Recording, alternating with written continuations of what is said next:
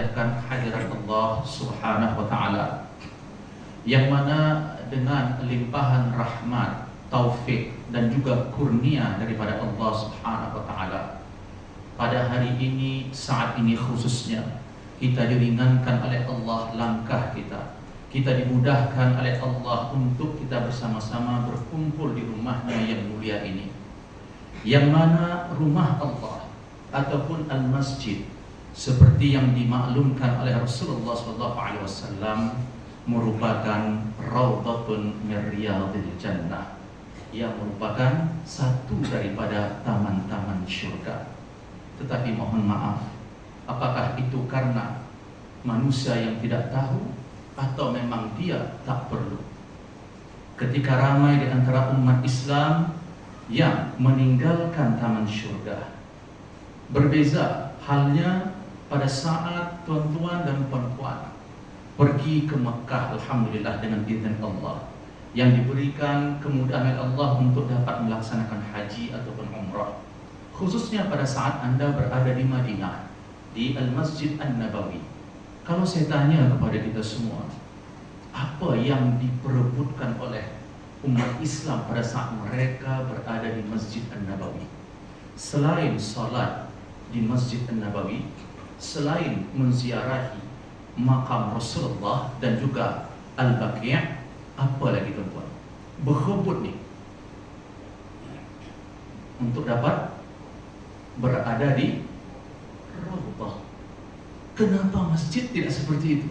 Subhanallah, saya mohon maaf. Ini untuk diri saya dan kita semua. Kenapa kita tahu bahwa Raudhatul Jannah itu hanya saja di Masjid Nabawi? Padahal kata Rasulullah SAW, "Idza marartum bi riyadil jannah farta'u." Apabila kamu lalu dan berada di masjid, maknanya sudilah engkau lalu dan tinggal, duduk, beribadah di masjid, yaitu di taman-taman syurga Allah. Maka ditanya Rasulullah, "Wa ma riyadul jannah ya Rasulullah?" Riyadul jannah al-masajid, bahwa taman-taman syurga Allah ini adalah masjid-masjid yang ada di atas muka bumi Allah. Jadi jangan hanya berfikir bahwa Raudhah bagi mereka yang ada rezeki saja sampai ke Madinah. Tetapi orang yang tidak mampu berada di masjid pun, mereka sudah dikategorikan berada di Raudhah min riyadil jannah. Dan dalam riwayat yang lain Rasulullah mengatakan halaqa adzikir, majlis zikir, majlis ilmu. Ini merupakan satu daripada taman-taman syurga Allah. Jadi tuan-tuan dan puan-puan dirahmati Allah, mohon dan berdoa kita kepada Allah, semoga pada saat kita berada di Raudhatul Jannah ini, Allah memberikan taufik, hidayah, serta menerima dan redha terhadap amalan dan ibadah yang kita kerjakan, khususnya salat fardu maghrib yang baru sahaja ditunaikan.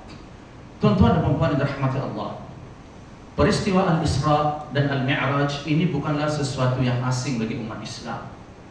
Rasanya daripada kecil semua hampir mendengar peristiwa Al-Isra dan juga Al-Mi'raj, yang mana peristiwa ini berlaku, kata Dr. Muhammad Ramadan Al-Buti dalam kitabnya Fiqhus Sirah lin Nabawi sallallahu alaihi wasallam, ianya berlaku pada tahun ke-10 selepas diutusnya Rasulullah sallallahu alaihi wasallam. Ada berapa lama Rasulullah hidup di atas muka bumi ini menjadi Rasul? 23 tahun. Bermula daripada 40 tahun Nabi diutus sebagai Rasulullah sallallahu alaihi wasallam. Tahun ke-10 diutusnya Rasulullah, dan 18 bulan sebelum hijrahnya Rasulullah ke kota Madinah meninggalkan Makkah, maka ketika itu berlakulah satu peristiwa yang disebut sebagai Al-Isra wal Mi'raj. Dan di awal majlis kita ini saya ingin sampaikan kepada kita semua, supaya jangan tertanya-tanya, supaya jangan sampai kita mengukur ataupun memahami perkara yang ghaib ini dengan akal. Jadi ingin saya pesan untuk diri saya dan kita semua, Al-Isra wal Mi'raj merupakan satu daripada mukjizat yang Allah berikan, yang Allah bekalkan kepada para rasul-rasul dan nabi-nabi yang diutus oleh Allah. Jadi mukjizat bukan hanya kepada Rasulullah Muhammad SAW sahaja, termasuk kepada rasul-rasul sebelumnya seperti Nabi Isa, Nabi Ibrahim, Nabi Musa, Nabi Nuh, dan juga nabi-nabi yang sebelum Rasulullah SAW. Jadi saya nak definisikan sedikit maksud mukjizat di dalam ilmu tauhid. Apa yang dimaksud dengan mukjizat? Mukjizat ini merupakan amrun khariqun lil 'adah. Yujrihi Allah Ta'ala ala aidi anbiya'ihi li sidqi nubuwwatihim wa lil iqamah al-hujaj 'ala al-ibadah. Ini adalah salah satu maksud dan definisi kalimat ataupun definisi istilah mukjizat. Bahawa mukjizat merupakan perkara yang luar biasa. Faham tuan-tuan? Luar biasa maknanya tak boleh dibayangkan dengan akal. Itu maksudnya. Sebab itu peristiwa Isra dan Mi'raj, wallahi saya kata, berkumpul untuk memahami, menghadiri majlis Isra dan Mi'raj ini untuk keutuhan iman. Wallahi, iman. Karena tidak sedikit manusia yang meletakkan sesuatu perkara dengan akal dulu, baru iman. Subhanallah. Jadi ia merupakan perkara yang luar biasa yang tidak boleh dikhayalkan, dibayangkan dengan logik serta akal yang sangat lemah nih. Yang mana mukjizat ini dibekalkan oleh Allah kepada para rasul-rasul. Apa tujuan mukjizat itu, tuan-tuan? Yang pertama adalah untuk membenarkan kerasulan rasul-rasul yang diutus oleh Allah. Maknanya bukti bahwa seseorang itu seorang rasul ataupun nabi mesti ada mukjizat yang dibekalkan oleh Allah. Yang kedua, mukjizat ini tujuannya adalah untuk menjadikan hujjah bagi seluruh hamba-hamba Allah nanti, khususnya pada hari kiamat, ketika mereka berhujjah mengatakan bahwa Nabi tidak menyampaikan risalah dan dakwah, tetapi dalam masa yang sama Nabi sudah meyakinkan mereka tentang dakwah dan risalah Islam ini, terutamanya melalui mukjizat yang Allah berikan kepada rasul-rasul yang diutus oleh Allah Subhanahu wa taala. Jadi yang pertama kita faham ni dari awal majlis ini bukan dengan akal tapi dengan iman. At-tasdiq, iman at-tasdiqu fil qalbi wal iqrar bil lisani wal amalu bil jawarih wal arkan. Hadha huwa ma'na al-iman. Iman mahalluhu fil qalb. Iman ini ada di hati. Jadi muncul satu soalan. Yang soalan ini bukan kita nak mempertikai Allah, tapi nak mengetahui hikmah serta pengajaran di sebalik perjalanan Isra dan Mi'raj yang Allah anugerahkan kepada Rasulullah SAW.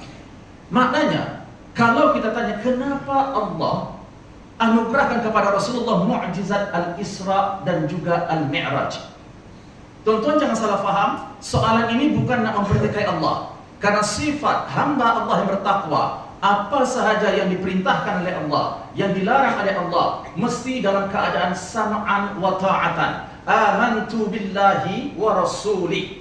Dengar dan taat tanpa mempertikai. Tapi yang saya maksudkan di sini seperti mana di dalam Al-Quran surat Al-Baqarah, ketika malaikat bertanya kepada Allah, kalau kita tidak memahami tafsir ayat Al-Quran secara makna ijmali, yang ada di terjemahan Al-Quran itu namanya tafsir ijmali, dan pada hakikatnya kalam Allah itu tidak dapat diterjemah, karena itu bukan kalamul bashar, bukan perkataan manusia. Boleh ditakwil dan ditafsir, tapi tafsir ada dua, ada namanya tafsir ijmali, yang kedua ada tafsir tahlili. Jadi tuan-tuan dan puan-puan yang dirahmati Allah, bahwasanya perjalanan Isra dan Mi'raj yang dianugerahkan oleh Allah kepada Rasulullah SAW, sebab utamanya seperti mana Allah mengatakan kepada malaikat, wa idh qala rabbuka lil malaikati inni ja'ilun fil ardi khalifah qalu ataj'alu fiha man yufsidu fiha wa yasfiku ad-dima wa nahnu nusabbihu bihamdika wa nuqaddisu lak. Qala a'lamu ma la ta'lamun. Jadi ayat ini secara zahir seolah-olah kita memahami malaikat seperti mempertikai keputusan Allah. Ketika Allah mengatakan bahwa aku menjadikan manusia ini sebagai khalifah di atas muka bumi ini, maka apa kata malaikat? Wahai Allah, kenapa engkau memilih manusia yang suka menumpahkan darah dan melakukan kefasikan, melakukan kerusakan, yang kami sebagai malaikat hamba-hambamu senantiasa bertasbih dan bertahmid kepadamu ya Allah. Qala inni a'lamu ma la ta'lamun. Allah berfirman, aku lebih tahu terhadap sesuatu yang kamu tak ketahui. Jadi ayat ini secara zahir macam malaikat itu pertikai, tapi jangan Anda kata pertikai. Malaikat nak tanya apa hikmahnya ya Allah, manusia ini menjadi khalifah. Begitu juga soalan dari awal yang saya sebut tadi, kenapa Allah anugerahkan Isra dan Mi'raj kepada Rasulullah untuk memahami hikmahnya? Jawabannya dalam ayat yang pertama suratul Isra itu sendiri. 3 perkataan yang menjawab kenapa dan apa hikmah sebabnya Allah perjalankan Rasulullah melalui Isra dan juga Mi'raj. Allah berfirman, A'udzu billahi minasyaitonir rajim. Subhanalladzi asra bi'abdihi lailan minal masjidil haram ilal masjidil aqsa alladzi barakna haulah. Ayat selepasnya, linuriyahu min ayatina. Satu perkataan linuriyahu, yang kedua min, yang ketiga ayatina. Inilah jawaban kenapa Allah isra'kan dan mi'rajkan Rasulullah sallallahu alaihi wasallam. Apa mafhum ayat ini? Allah yang maha suci zatnya, tidak akan mungkin ada kekurangan, tidak akan mungkin ada aib dan cacat. Allah maha sempurna, kuasa Allah mutlak, tidak terhad dan terbatas dengan sesuatu atau apapun. Termasuk juga memperjalankan Isra dan Mi'raj yang dilaksanakan oleh Rasulullah SAW. Jangan kata burak yang ditunggang oleh Rasulullah itulah sebab. No, burak merupakan makhluk Allah. Allah tak perlu kepada burak sebenarnya untuk memperjalankan Rasulullah. Tapi perkataan burak ini ada hikmahnya yang Anda dapati di Masjid Al-Aqsa saat ini, Bait Al-Maqdis, yang disebut sebagai Ha'id Al-Mabki, dinding ratapan, dinding yang ditangisi oleh orang-orang Yahudi.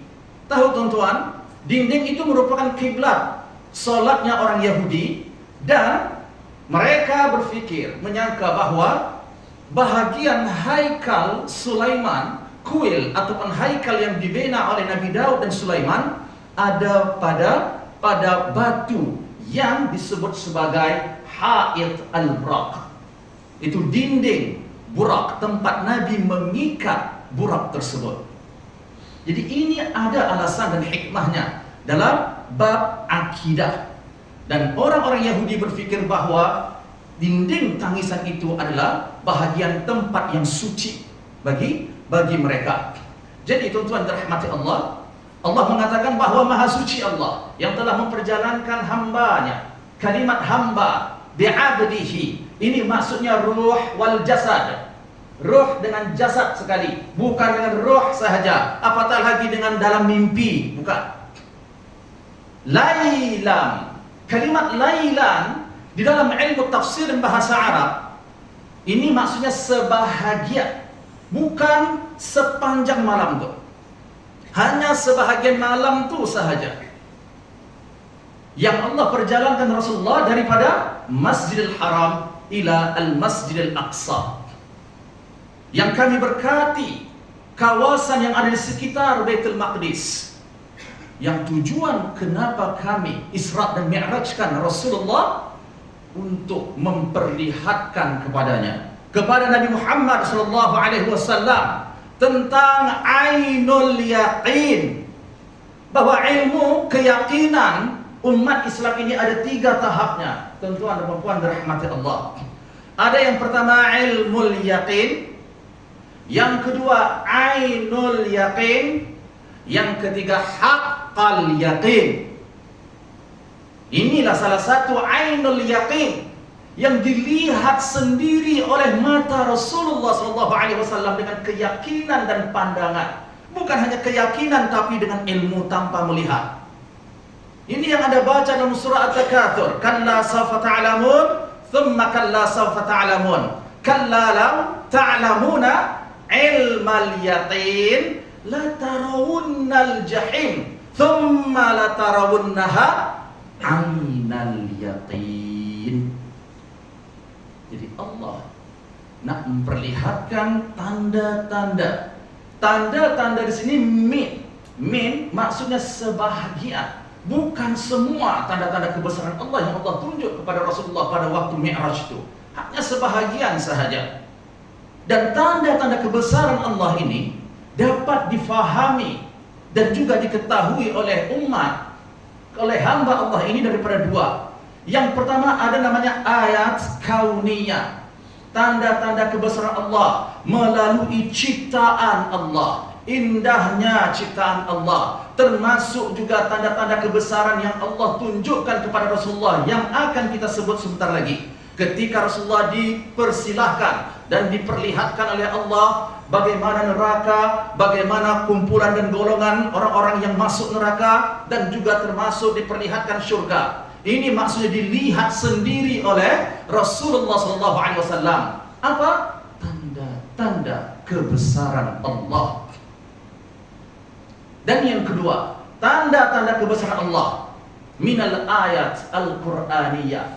Nak tahu Allah Maha Agung, nak tahu Allah yang menciptakan, nak tahu Allah yang mematikan dan menghidupkan, nak tahu Allah saja yang berhak untuk memberikan rezeki ataupun tidak. Kembali kepada Al-Qur'anul Karim. Kembali kepada Al-Qur'an.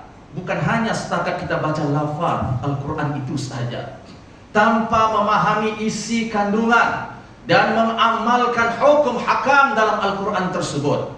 Ada 30 juzuk Al-Quran, 6.666 ayat, 114 surah, 1.000 ayat berkaitan dengan perintah Allah, 1.000 ayat berkaitan dengan larangan Allah, 1.000 ayat berkenaan dengan janji-janji Allah bagi orang yang beriman, 1.000 ayat janji dan juga warning peringatan dari Allah bagi orang-orang yang ingkar, 1.000 ayat berkenaan dengan hikmah dan juga nasihat, dan 1.000 ayat berkenaan dengan kisah dan berita-berita khususnya umat-umat terdahulu, 500 ayat berkenaan dengan fiqh, halal, haram, mubah, mandub, makruh, 100 ayat berkenaan dengan doa dan zikir, 66 ayat berkaitan dengan nasikh dan juga mansukh.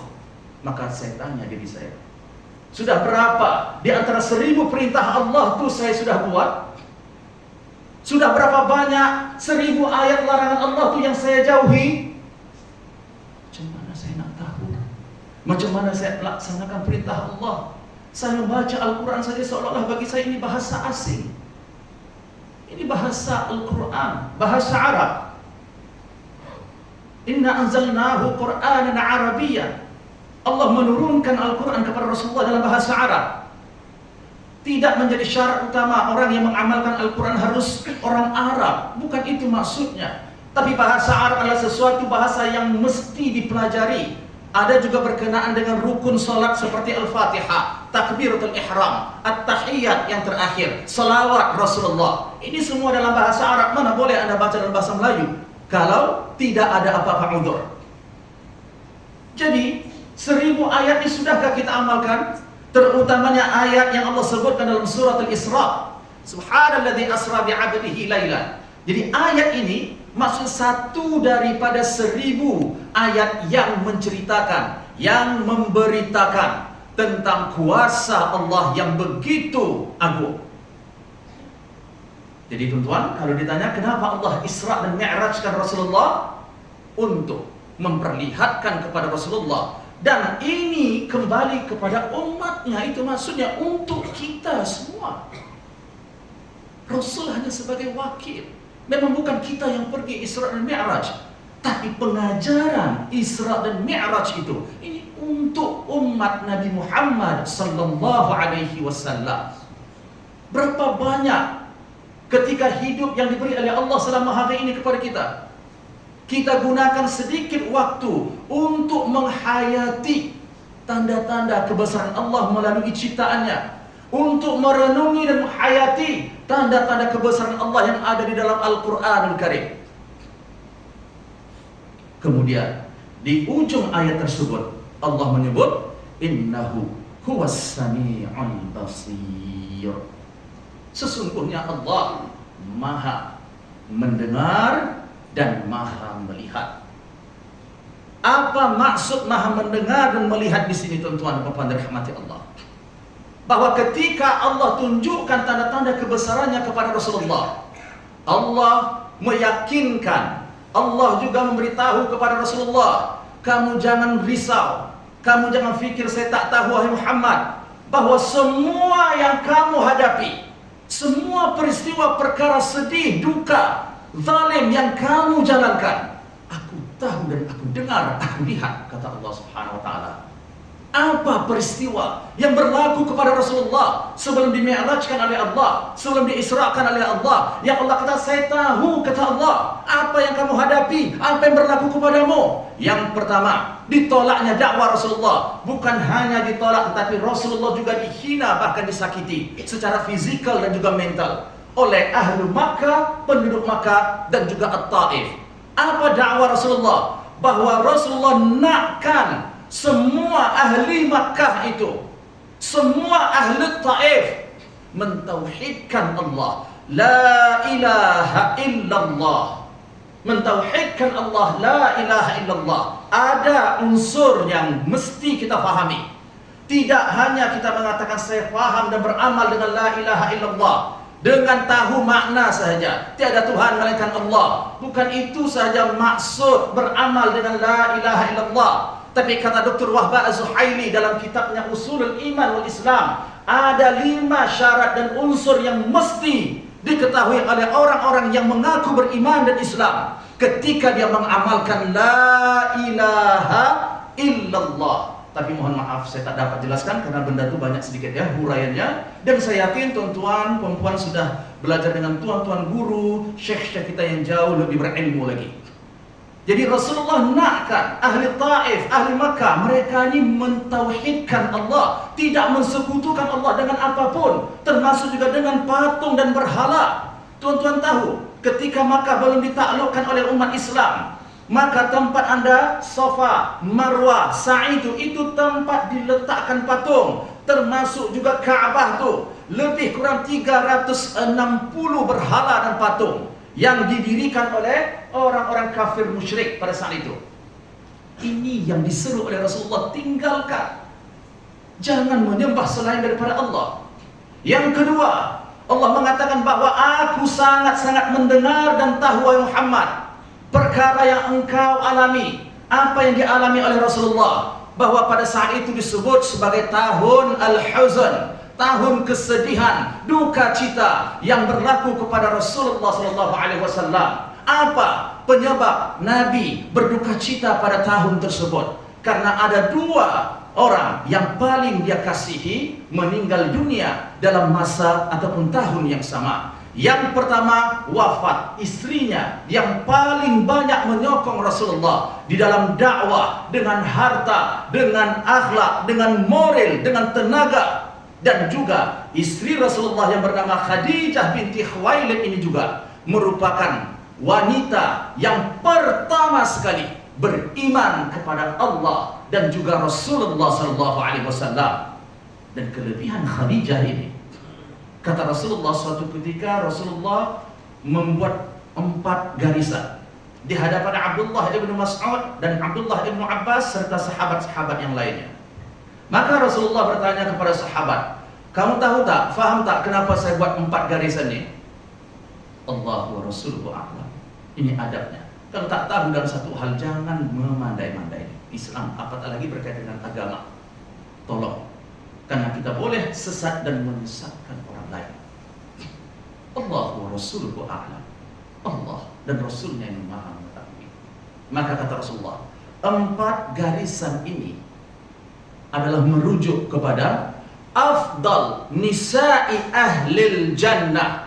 Ibu-ibu yang di belakang, puan-puan dirahmati Allah, jangan lepaskan kesempatan dan peluang untuk mempelajari bagaimana watak, tabiat, sifat dan amalan ibadah dilakukan oleh 4 wanita penghulu syurga yang paling afdal di dalam syurga. Siapa 4 wanita tersebut? Yang pertama Khadijah binti Khuwailid, yang kedua Asia imratu Fir'aun, dan yang ketiga Fatimah binti Muhammad sallallahu alaihi wasallam.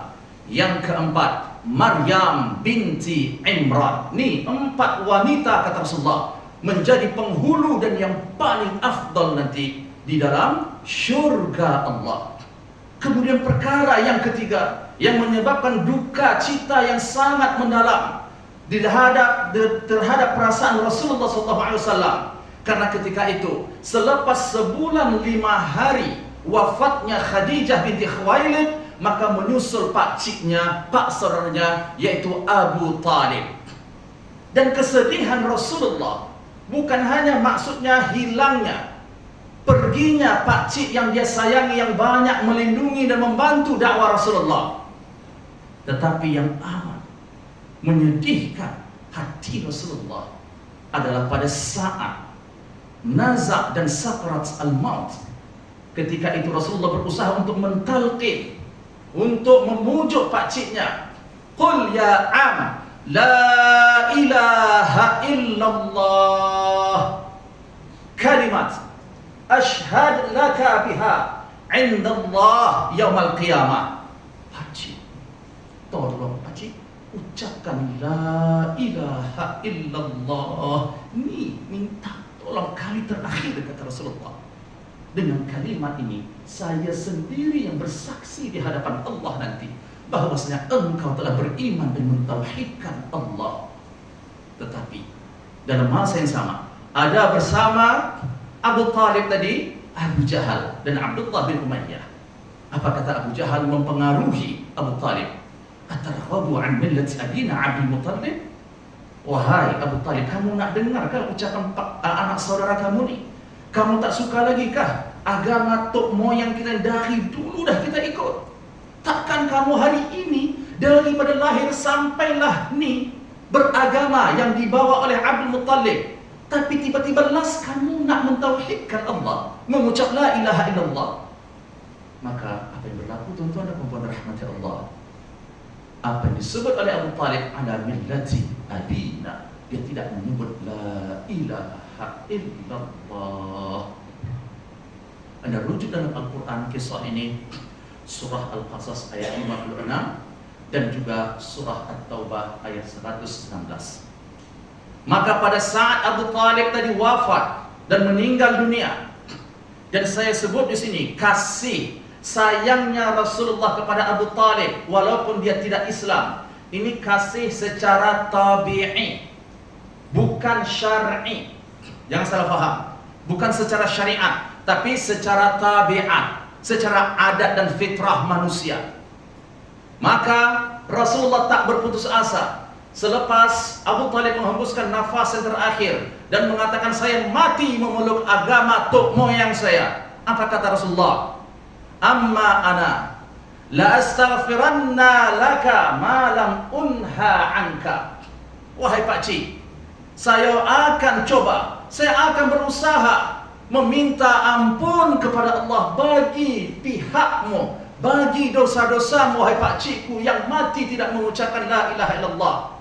Tetapi syaratnya kalau saya tidak dilarang oleh Allah. Turunlah firman Allah surah At-Taubah ayat 116. Ma kana lin nabiyyi walladzina amanu an yastaghfiru lil musyrikin walau kanu uli qurba. Sadaqallahul azim. Tidak dibenarkan bagi nabi dan juga orang-orang yang beriman meminta ampun, berdoa bagi mana-mana manusia yang mati dalam keadaan mensekutukan Allah, yang tidak mentauhidkan Allah, meskipun orang yang meninggal itu kaum kerabatnya sendiri. Maka Nabi tak berani dan dilarang oleh Allah untuk meminta ampun bagi dosa Abu Talib. Jadi daripada kisah ini tuan-tuan dan puan-puan dirahmati Allah, ingin saya sampaikan untuk diri saya bab hidayah, bab taufik yang Allah sebut dalam surah Al-Qasas ayat 56. Pahami, hayati. Sayang macam manapun kita kepada keluarga, kepada anak, kepada ibu, kepada ayah, demi Allah, taufik ilham dan taufik petunjuk tidak akan dapat kita berikan kecuali hanya dengan izin Allah. Apa kata Allah? Innaka la tahdi man ahbabta, walakin Allah yahdi man yasha. Wahai Muhammad, sesungguhnya engkau meskipun kekasihku, kata Allah, tetapi aku saja yang berhak untuk memberikan hidayah. Engkau tidak boleh memberikan hidayah kepada siapapun yang engkau kasihi dan sayangi.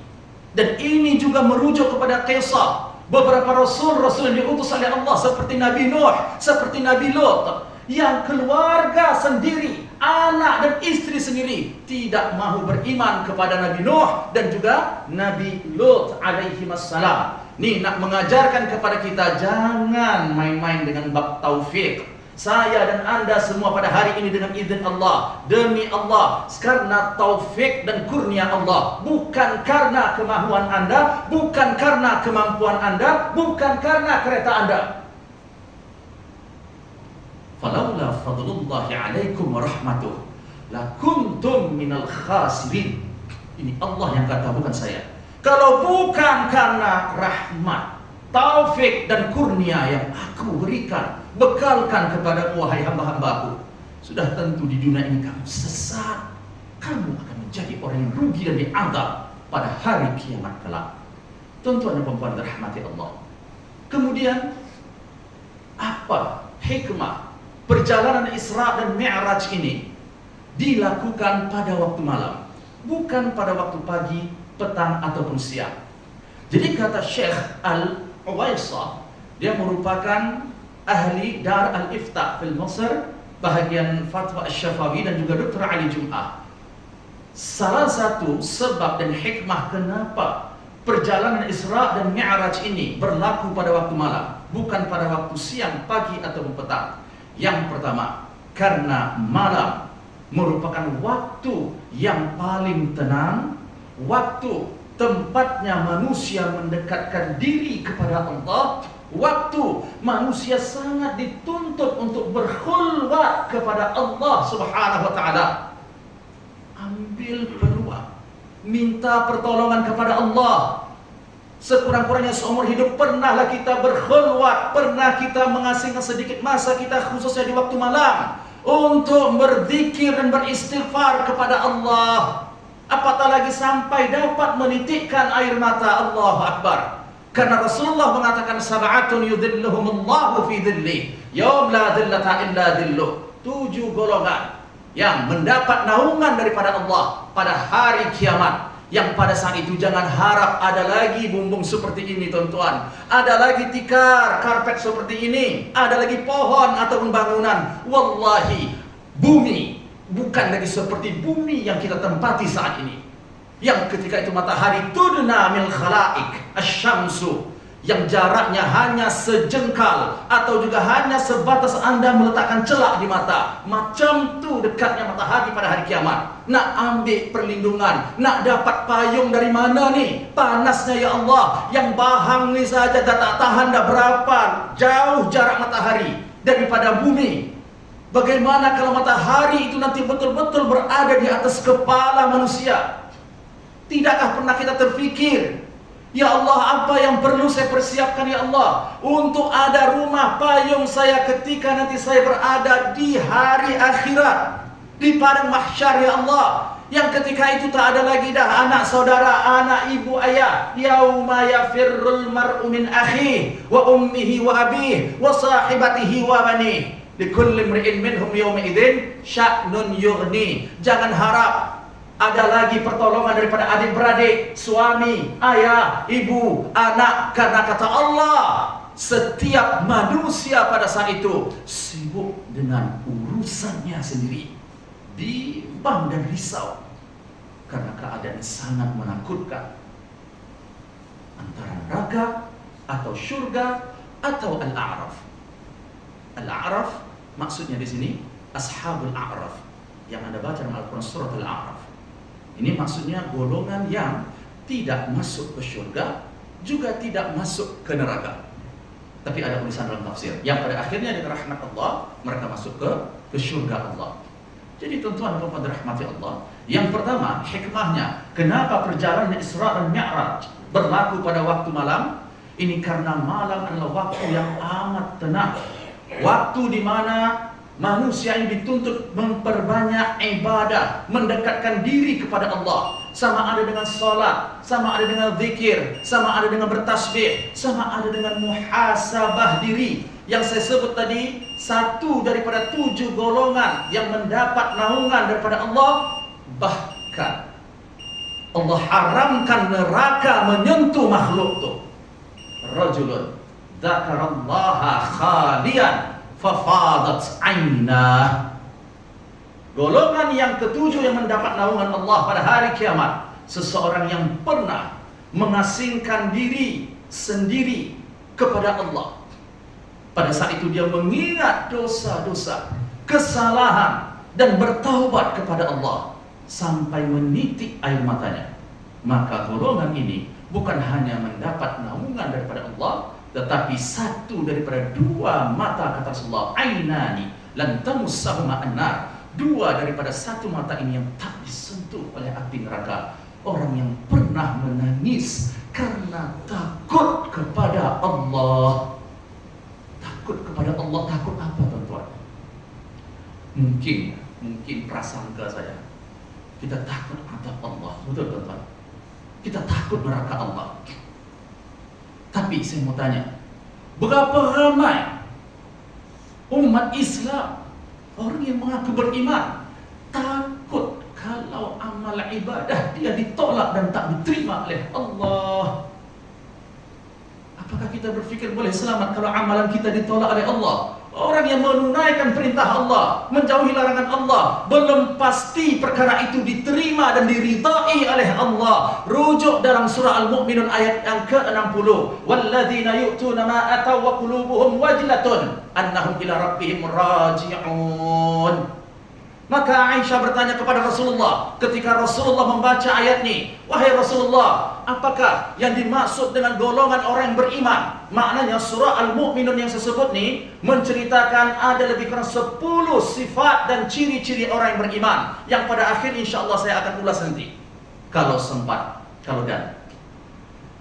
Jadi kata Aisyah, ini adalah sifat yang Allah sebutkan tentang orang-orang yang beriman kepada Allah. Salah satunya adalah mereka yang takut kepada Allah. Adakah maksud takut ini, kata Aisyah, mereka takut melakukan zina ya Rasulullah? Mereka takut melakukan perbuatan dosa seperti minum arak, berjudi ya Rasulullah? La ya binta Abi Bakr.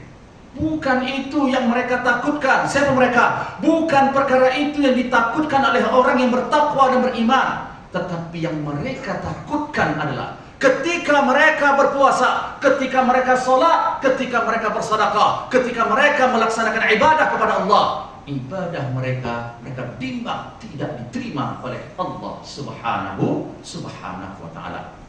Sebab itu saya ingin share sedikit kepada kita semua pesan daripada Al-Imam As-Sa'di yang faham tafsir As-Sa'di, bahwa kata Al-Imam As-Sa'di, setiap kali kita melaksanakan ibadah, jangan tinggalkan 2 perkara. Amalkan. Perkara yang pertama, ibadah apa saja, termasuk selepas Anda bersedekah, termasuk selepas Anda puasa, salat dan lain sebagainya. Yang pertama, istighfar, meminta ampun kepada Allah. Kenapa? Karena istighfar yang akan menampung kekurangan ibadah yang kita lakukan tadi. Takut ada ujub, takut merasa Tuhan yang boleh memberi rezeki kepada orang. Pada saat itu merasa menolong orang, dialah merasa Tuhan yang memberikan manfaat kepada orang lain. Demi Allah, ini satu perkara yang amat berat di sisi Allah. Istighfar, bersih. Yang kedua, kata Imam As-Sa'di, jangan lupa selepas beribadah, bertahmid dan memuji Allah. Kenapa? Karena Allah lah, karena rahmat dan kurnia taufik Allah lah kita dapat melakukan ibadah tersebut. Kalau tidak, tertutup hati walaupun mata dapat melihat yang Allah sebut dalam surah Al-Hajj. Walakin ta'mal qulub allati fis sudur. Bukan mata mereka yang buta kata Allah, tapi hati mereka yang buta terhadap agamaku kata Allah Subhanahu wa ta'ala. Kemudian tuan-tuan dan puan dirahmati Allah, perkara yang kedua, kenapa perjalanan Isra dan Mi'raj ini berlaku pada waktu malam? Ini supaya menguji orang-orang kafir Quraisy dan juga termasuk orang-orang yang sudah beriman, terutamanya orang yang sudah Islam dan beriman, diuji sidqu imani, kejujuran dan kebenaran iman dia. Ketika mereka tidak dapat melihat, karena kalau berlaku Isra dan Mi'raj pada waktu pagi dan siang, tentu mereka akan dapat melihat Burak, tentu mereka akan dapat melihat Rasulullah naik ke atas langit. Jadi ini ada kaitan dengan walladzina yu'minuna bil ghaib yang Anda baca dalam surah Al-Baqarah. Alif Lam Mim, dzalikal kitabu la raiba fihi hudan lil muttaqin alladzina yu'minuna bil ghaib. Peristiwa Isra dan Mi'raj menguji iman kita tentang al-ghaib yang kita tak nampak, yang kita tak lihat, bahkan tidak mungkin dapat diterima oleh akal, tetapi berlaku. Inilah ujiannya. Maka pada saat itu yang sudah beriman ada yang ragu, ada yang menggeleng kepala karena meletakkan perkara itu dengan akal, bukan iman yang saya sebut daripada awal tadi.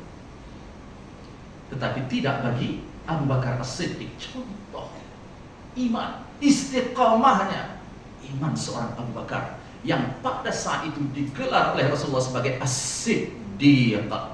Sebab apa? Orang kafir musyrik pada saat mendengar Rasulullah malam tadi diperjalankan Isra dan Mi'raj, satu malam, sebahagian pula, bukan satu malam penuh. Dan mereka berpikir ini peluang dan kesempatan, kata orang kafir musyrik, untuk mempengaruhi Abu Bakar bahwa kawan ini memang sudah melampaui batas. Maka ketika mereka sampaikan perkara tersebut kepada Abu Bakar, awaqala dzalik, adakah yang mengatakan peristiwa perkara Isra dan Mi'raj itu Nabi Muhammad SAW?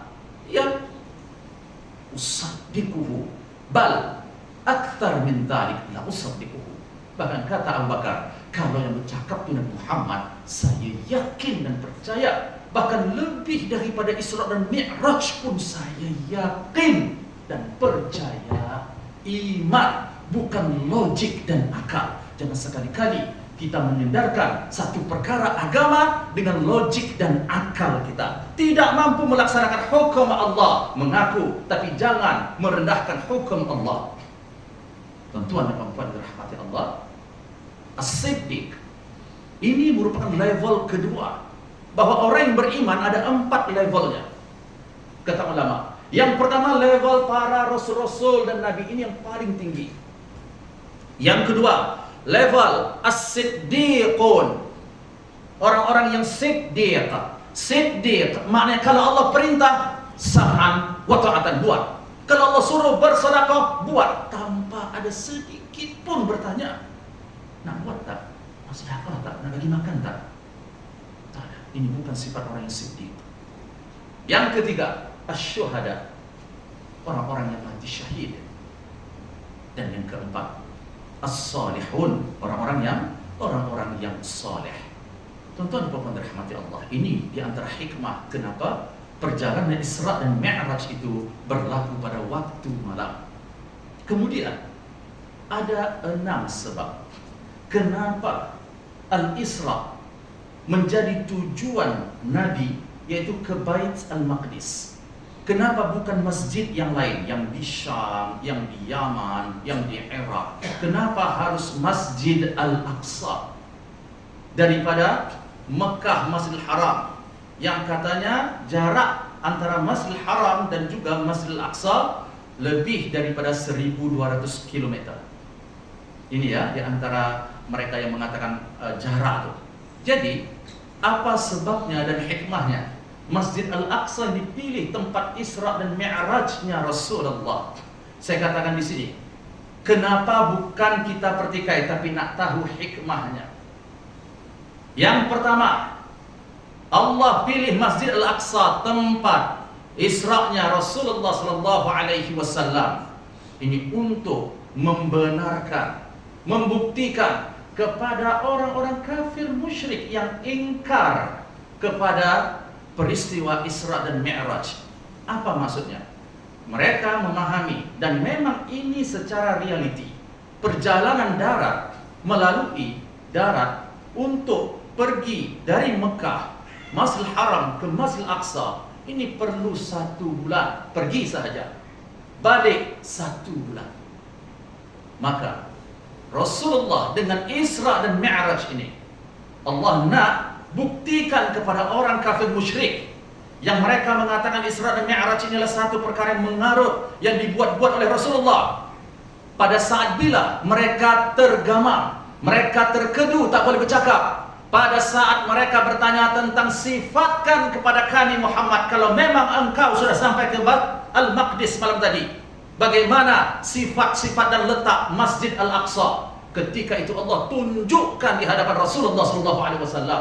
Tak boleh nak cakap apa. Bahkan Abu Jahal merujuk kepada orang yang ada pengalaman tentang Masjid Al-Aqsa. Dan orang yang ditanya tadi, betullah apa yang dikatakan oleh Muhammad. Ini yang pertama. Sebab Masjid Al-Aqsa untuk membuktikan kepada orang yang keras kepala, yang mengingkari Isra dan Mi'raj. Yang kedua, kenapa Masjid Al-Aqsa yang dipilih untuk Nabi Isra dan juga Mi'raj? Karena Masjid Al-Aqsa ini adalah Majma' Arwah Al-Anbiya, tempat berkumpulnya para ruh nabi-nabi. Dari awal tadi saya katakan kepada kita, iman bukan akal. Maka Anda selalu setiap masa mendengar ada Nabi mengimankan para rasul-rasul, dan bahkan Nabi juga berjumpa dengan rasul-rasul di langit pertama, 2 sampai ke 7 yang akan saya sebut nanti hikmahnya apa. Dan kalau pakai akal, bukankah mereka semua sudah meninggal dunia? Kecuali Nabi Isa sahaja. Bagaimana mungkin mereka sholat? Bagaimana mungkin mereka ini boleh berjumpa marhaban bil ibni saleh ketika Nabi naik ke langit pertama, kedua, selamat datang wahai anak yang soleh. Bagaimana nih? Tak boleh pakai akal. Itu saya katakan di sini. Sebab itu ceramah, bukan saya saya tidak ada ilmu, saya cakap terus terang. Ceramah majlis Isra dan Mi'raj yang Anda hadiri kepada guru-guru kita, syekh-syekh kita yang berilmu, itu penting untuk mengukuhkan akidah dan tauhid kita kepada Allah Subhanahu wa taala. Jangan pernah sekali-kali kita melibatkan akal dalam perkara tauhid, dalam perkara iman. Maka yang kedua tadi apa? Tempat berkumpulnya roh. Rupanya kata Rasulullah, al-anbiya, mereka ini hidup ahya'un 'inda kuburihim yusallun. Semua nabi-nabi yang sudah wafat secara zahirnya, mereka ini hidup pada hakikatnya di dalam kubur mereka. Kubur maksudnya di alam barzakh, dan mereka menunaikan salat. Suka tak suka, ini hadis Rasulullah SAW. Bahkan Allah mengatakan, wala tahsabanna alladziina qutilu fi sabilillahi amwat bal ahya'un 'inda rabbihim yurzaqun. Jangan kamu mengira, kata Allah, orang yang mati terbunuh syahid di jalanku, kata Allah, mereka itu wafat. Nah, mereka hidup, kata Allah Subhanahu wa taala. Tapi hidupnya bagaimana? Kita kembalikan ilmunya kepada Allah Subhanahu wa taala. Yang ketiga, hikmah kenapa Masjid Al-Aqsa dipilih tempat Isra'nya Rasulullah SAW. Karena Masjid Al-Aqsa pada saat itu Allah nak memberi clue, memberi isyarat kepada Rasulullah bahwa selepas Allah fardukan salat 5 waktu yang asalnya 50, nanti arah kiblat kamu salat itu adalah ke Bait Al-Maqdis atau Al-Masjid Al-Aqsa itu. Sampailah Nabi hijrah ke Madinah selepas 16 atau 17 bulan, kata Ibnu Abbas, barulah tahwil al-qiblah ila al-Ka'bah, barulah dirubah arah kiblat tadi ke Ka'bah. Jadi Masjid Al-Aqsa, kenapa malam itu tempat tujuan Nabi Isra? Karena nak memberikan isyarat kepada Rasulullah, inilah arah kamu nanti untuk sholat itu. Sakhrat, ada batu yang betul-betul berada di perut, di tengah dalam Masjid Al-Aqsa tersebut. Kemudian hikmah yang keempat, kenapa Masjid Al-Aqsa dipilih tempat Isra dan Mi'raj. Rupanya Masjid Al-Aqsa adalah ardul mahsyar wal mansyar, tempat manusia nanti dibangkitkan oleh Allah daripada alam barzakh dan dikumpulkan di padang mahsyar. Di mana tuan-tuan buminya? Bait Al-Maqdis. Kata Rasulullah SAW, wala ni'mal musalla huwa ardul mahsyar wal mansyar. Bahwa Masjid Al-Aqsa ini adalah sebaik-baik tempat untuk kamu sujud dan sholat selain dua Al-Haramain, Masjid Al-Haram dan An-Nabawi. Dan Masjid Al-Aqsa ini tanahnya adalah tempat manusia nanti akan dihimpun oleh Allah di padang mahsyar. Yang pada saat kita berada di padang mahsyar, saya sebutkan tadi, tak ada lagi dah dapat memberikan pertolongan syafaat kepada kita meskipun anak kita sendiri. Saya nakalkan daripada firman Allah Subhanahu wa taala, wa in tad'u muthqalatun ila himliha la yuhmal minhu syai'un walau kana uli qurba. Saya nakalkan daripada tafsir Al-Qurtubi, kata Al-Fudail bin Iyad, ketika manusia berada di padang mahsyar, maka seorang ibu menemui anaknya. Kenal kita kepada keluarga kita semua, tuan-tuan, termasuk juga orang tua kenal kepada anaknya. Apa rayuan seorang ibu pada saat dia mendapati dan menjumpai anaknya ketika di padang mahsyar? Wallahi ya bunayya, wahai anakku, masih ingat tak? Alam yakun batni laka wi'a.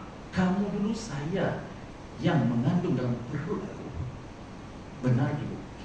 Wahai anakku, bukankah alam yakun thadyi laka saqa, air susuku yang mengenyangkan perutmu semasa kau bayi? Benar mak.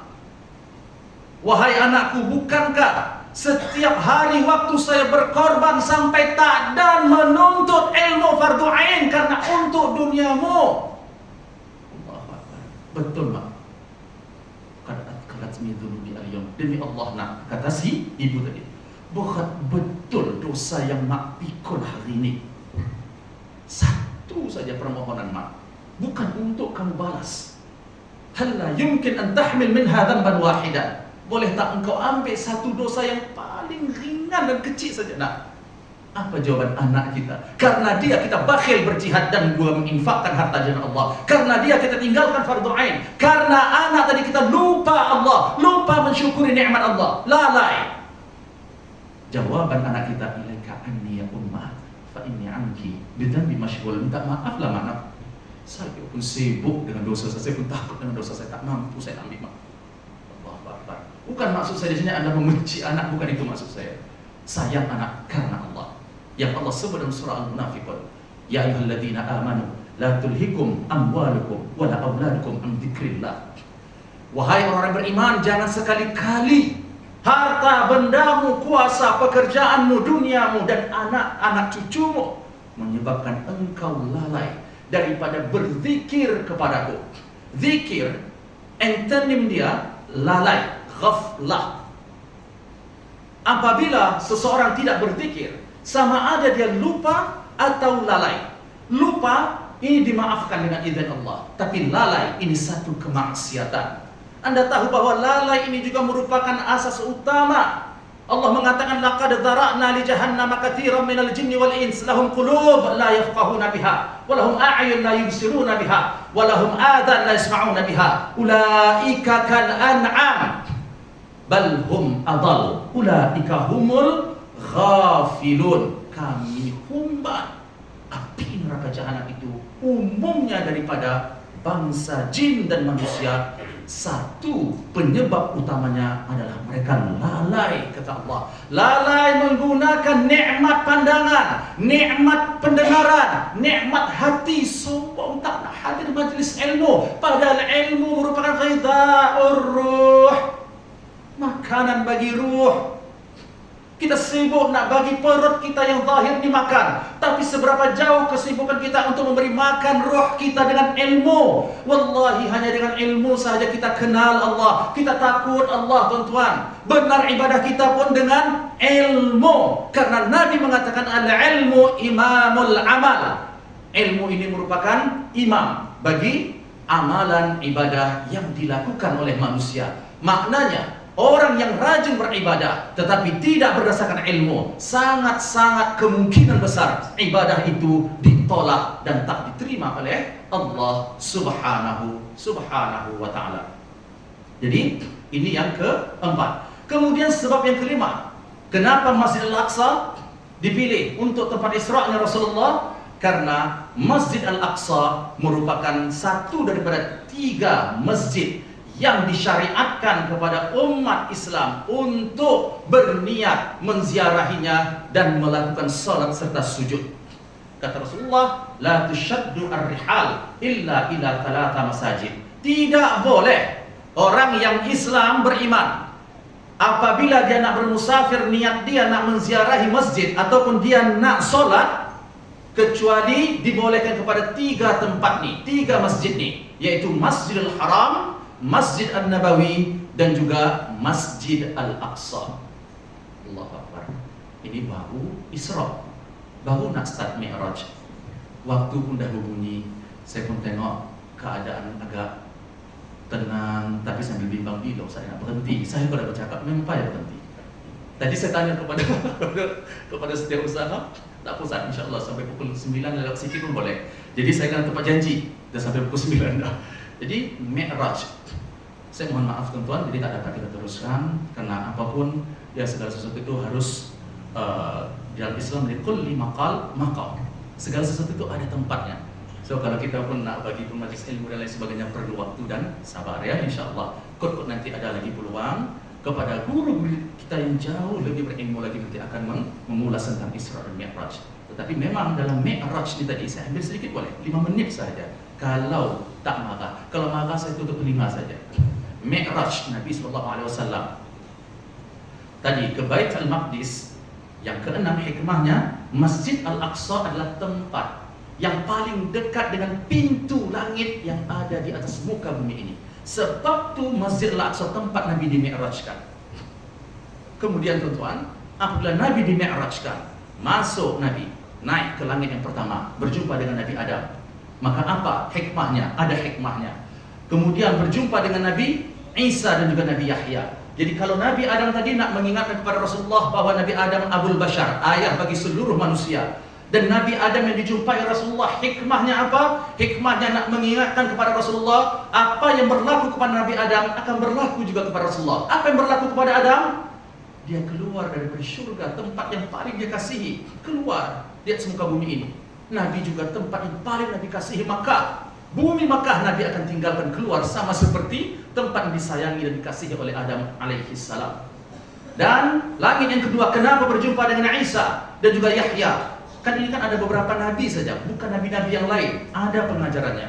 Nabi Isa dan juga Nabi Yahya nak memberi isyarat kepada Rasulullah. Satu di antaranya adalah bencinya, permusuhan yang ditanamkan oleh orang-orang Yahudi, kaum Bani Israel kepada umat Islam, terutamanya umat Nabi Muhammad SAW. Sebab apa? Sebab orang-orang Yahudi takkan mengaku Nabi datang daripada dzurriyyat Ismail yang bukan Nabi Ishaq. Oleh karena itu saya ingin mengambil sedikit kesempatan, kalau marah pun Israel ini saya secara pribadi mengatakan bahwa itu provokasi ya daripada Israel Zionis. Sebab Anda tahu tidak Israel itu apa maksudnya? Israel itu maksudnya dalam bahasa Ibrani diterjemahkan ke bahasa Arab Abdullah. Dan itu maksudnya Nabi Ya'qub. Bayangkan cacian dan makian yang diterima oleh Nabi Ya'qub. Sebab kita sebut Israel. Anda boleh sebut tapi tambah Bani Israel. Sebab itu dalam Al-Quran Allah mengatakan Ya Bani Israel, bukan langsung Israel. Boleh? Kemudian langit yang ketiga, berjumpa dengan Nabi Yusuf. Ini nak mengingatkan bahwa yang pertama, tidak mustahil adik-beradik kandung pun boleh hasad dan dengki, bahkan sampai membunuh. Dan yang kedua, hikmahnya Nabi Yusuf, bahwa nanti pada hari kiamat kelak dengan izin Allah, hamba-hamba Allah yang masuk ke syurga ini, umat Nabi Muhammad, akan bentuk wajah rupanya seperti Nabi Yusuf alaihi salam.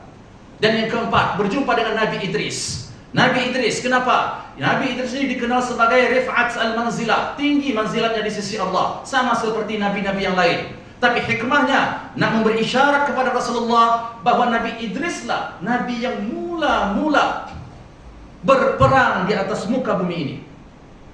Maknanya isyarat kepada Rasulullah, apabila nanti Nabi sudah mengumpulkan kekuatan sampai Madinah menjadi daulah Islamiyah ataupun menjadi asimah, ibu negara umat Islam pada saat itu, maka akan ada masanya memerangi orang-orang kafir khususnya yang ada di Makkah.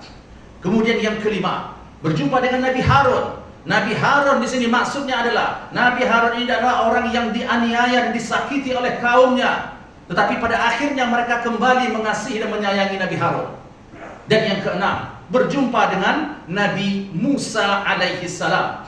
Dan Nabi Musa alaihi salam, kenapa? Karena Nabi Musa ini salah satu hikmahnya dijumpakan oleh Rasulullah SAW tentang qimat al-ukhuwah, nilai dan value persaudaraan yang berlaku di antara Nabi Musa dan juga Nabi Harun alaihi salam. Dan langit ketujuh berjumpa dengan Abu al-Anbiya, bukan Abul Bashar, Abul Anbiya, ayah bagi seluruh nabi-nabi kecuali Nabi Adam, Nabi Idris, Nabi Nuh, Nabi Hud, Nabi Saleh, Nabi Yunus dan juga Nabi Lut yang bukan keturunan Nabi Ibrahim. Lain daripada ini semua zuriat Nabi Ibrahim alaihi salam.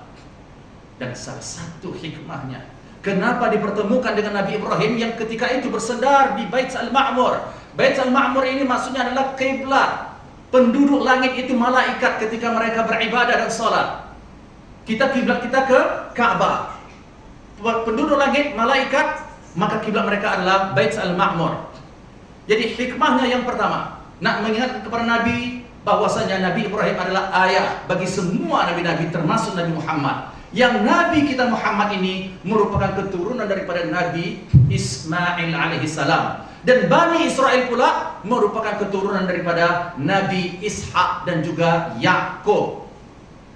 Kedua, hikmahnya kenapa dipertemukan dengan Nabi Ibrahim dan bersandar pada saat itu di Bait Al-Ma'mur, nak memberikan info kepada Rasulullah bahwa nanti pada akhir hayat Rasulullah, maknanya tak lama selepas Nabi menunaikan Hajjatul Wada' atau Wida, haji perpisahan dilakukan oleh Rasulullah. Maknanya haji selepas itu Nabi sallallahu alaihi wasallam wafat dan meninggal dunia. Kemudian hikmah yang ketiga, perasaan tak tuan-tuan dan puan-puan, ketika Anda membaca tasyahud yang terakhir, Anda berselawat kepada Nabi Ibrahim atau kepada Nabi selain Ibrahim. Kama sallaita ala ali Ibrahim wa ala ali Ibrahim wa barik ala Muhammad wa ala ali Muhammad kama barakta ala ali Ibrahim wa ala ali Ibrahim. Kenapa Nabi Ibrahim yang disebut, bukan Nabi yang lain? Karena satu-satunya Nabi yang dijumpai oleh Rasulullah ketika naik ke langit yang 7 lapis itu, hanya Nabi Ibrahim sahaja yang memberi ataupun mengucapkan salam kepada umat Rasulullah. Kata Rasulullah ketika itu, Nabi Ibrahim mengatakan, wahai Muhammad, akri ummataka minni assalam, tolong sampaikan salamku kepada umatmu. Sudah tentulah kalau saya memesan seseorang untuk sampaikan, Tuan Haji, salam saya kepada si fulan, apa yang dilakukan oleh orang yang disampaikan tadi? Tentu dia jawab salam itu. Jadi ketika kita baca tasyahud terakhir salawat Ibrahimiyah, ia bukan rukun ya, tetapi dia merupakan sunnah hayat dalam mazhab Imam Syafi'i. Ini maksudnya kesetiaan, balasan salam umat Nabi Muhammad terhadap Nabi Ibrahim alaihi salam. Banyak lagi sebenarnya yang nak saya sampaikan. Ya, ini baru 7 nih, belum lagi fardu solatnya, belum lagi golongan ahli neraka. Khususnya ada 3 golongan yang diperlihatkan oleh Allah kepada Rasulullah, penghuni neraka, disebabkan solat, disebabkan makan riba, disebabkan mengumpat. Termasuk juga ada lagi yang saya sampaikan berkenaan dengan Masyitah. Masyitah ibnatu Fir'aun. Masyitah ini bukan nama, Masyitah ini gelaran, pekerjaan. Masyitah maksudnya tukang sikat. Nama dia hanya Allah saja yang tahu. Dia tukang sikat bagi anak perempuan Fir'aun yang ketika Nabi dimi'rajkan, Nabi mencium bau yang begitu harum sekali. Dan yang terakhir yang tak dapat saya sampaikan pada malam hari ini, pengajaran serta pedoman hidup daripada Isra dan Mi'raj ini yang saya sudah kumpulkan ada lebih kurang 8. Cuma saya mohon maaf sekali lagi, waktu kita tidak mengizinkan. InsyaAllah panjang umur, ada rezeki, kita bertemu lagi. Amin ya rabbal alamin. Minta maaf sekali lagi tuan-tuan, saya ambil masa anda terlewat sedikit hari ini. Dan kita baca kafaratul majlis. Bismillahirrahmanirrahim. Subhanakallahumma walhamdik, asyhadu an la ilaha illa anta, astaghfiruka wa atubu ilaik. A'udzu billahi minasyaitonir rajim. Bismillahirrahmanirrahim. Alhamdulillahirabbil alamin. Assalatu wassalamu ala asyrafil anbiya'i wal mursalin wa ala alihi wa ashabihi ajma'in. Allahumma ighfir lana dhunubana wa liwalidina warhamhum kama rabbawna shighara. Allahumma rabbana zidna 'uluman wa tanfa'na fid din wad dunya wal akhirah. Allahumma ya muqallib al-qulub thabbit qulubana ala dinik. Allahumma ya musarrif al-qulub sarrif qulubana ala ta'atik ya rabbal alamin. Rabbana atina fid dunya hasanah wa fil akhirati hasanah wa qina adzaban nar. Wa sallallahu ala sayyidina Muhammad wa ala alihi wa ashabihi ajma'in. Walhamdulillahi rabbil alamin.